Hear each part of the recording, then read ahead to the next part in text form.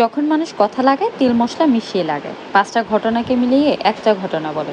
গল্পের মধ্যে অনেকগুলো পেজ মিসিং থাকে। যারা বোকা তারা যদি এই কথায় রিয়েক্ট করে তাহলে সম্পর্ক অল্পতেই নষ্ট হয়ে যায়। সুন্দর একটা সম্পর্ক নষ্ট করার জন্য এদের কোনো তুলনা হয় না। ভাঙা জিনিস জোড়া লাগায় সেটা কখনো আগের মতো হয় না। তেমনি সম্পর্ক একবার ভেঙে গেলে সেটা আর কখনোই আগের অবস্থায় ফিরে আসে না। আসসালামু আলাইকুম, চলে আসলাম আমার নতুন একটা ডেইলি ব্লগে। তো আজকে ব্লগ ভিডিওটা হচ্ছে, আমি দারাজ থেকে একটা প্রোডাক্ট অর্ডার দিয়েছিলাম।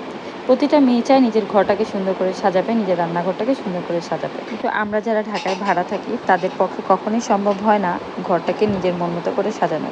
কারণ এক একটা বাসা এক এক রকম, সব জায়গায় চাইলেও নিজের মন মতো কিছু করা যায় না। তো যাই হোক, আর দারাজ থেকে একটা অর্ডার করেছিলাম, সেটা হচ্ছে একটা র্যাক, যেখানে কিচেন র্যাক বলা হয়, যেটা হচ্ছে প্লাস্টিকের। তো ওইটাই আমার হাজব্যান্ড পার্সেলটা নিয়ে আসছিল রিসিভ করে।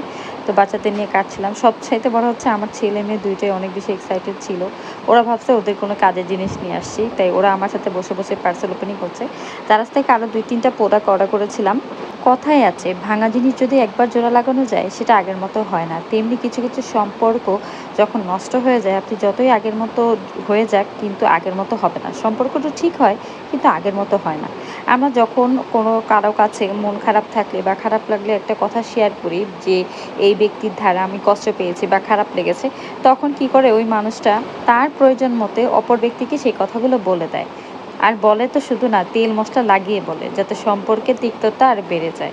এই সম্পর্কের মধ্যে যখন তৃতীয় ব্যক্তি চলে আসে, তখনই সম্পর্ক নষ্ট হয়। এই সম্পর্কের মধ্যে তৃতীয় ব্যক্তিকে হতে সাবধান।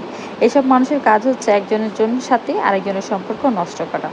আল্লাহর কাছে দোয়া করি আমাদের সবাইকে এসব মানুষের থেকে রক্ষা করুক। আমাদের আশেপাশে এমন অনেক মানুষ আছে যারা সামনে ভালো চায়, পিছনে আপনার বদনাম করে ক্ষতি। তো প্রোডাক্টটা যখন আমি পেজে দারাজে দেখেছিলাম, তখন মনে করিনি এতটা ভালো হবে। সত্যি অনেক ভালো ছিল প্রোডাক্টটা। এত অল্প দামে এত ভালো একটা জিনিস আমি কল্পনা করতে পারিনি। আমার অনেক ভালো লেগেছে, কিন্তু দুঃখের বিষয় হচ্ছে যখন প্রোডাক্টটা ওপেন করি, এটার হচ্ছে একটা সাইড ভাঙা ছিল, অল্প একটু ভাঙা ছিল, অত বেশি না। তো যাই হোক, এটা নিয়ে আসার সময় তো আমার হাজব্যান্ডকে বললাম জিনিসটা ভাঙা। ও বলতেছে থাক, এটা প্লাস্টিকের জাতা জোতা লেগে ভেঙে গেছে, থাক, কিছু বলার দরকার নাই। দাম হিসেবে প্রোডাক্ট ভালো, তো চাইলে অনেকে অর্ডার করতে পারেন কিচেন র্যাক হিসাবে। কিন্তু মজার বিষয় হচ্ছে আমার বাচ্চারা ওদের খেলনা মনে করছে। আমার মেয়ে আর ছেলে দুইটা তো ভাগ ভাগ করে নিয়ে গেছে, ওদের লাগবে এটা। মেয়ে বলতেছে এটা নিবে, তো ওটা নিয়ে মজা করতেছিলাম।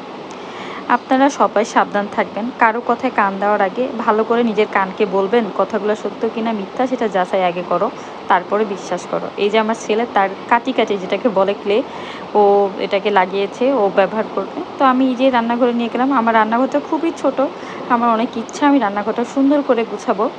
তো এই যে এখানে রেখেছি আলু পেঁয়াজ রাখার জন্য। ভিডিওটা ভালো লাগলে লাইক কমেন্ট শেয়ার করুন।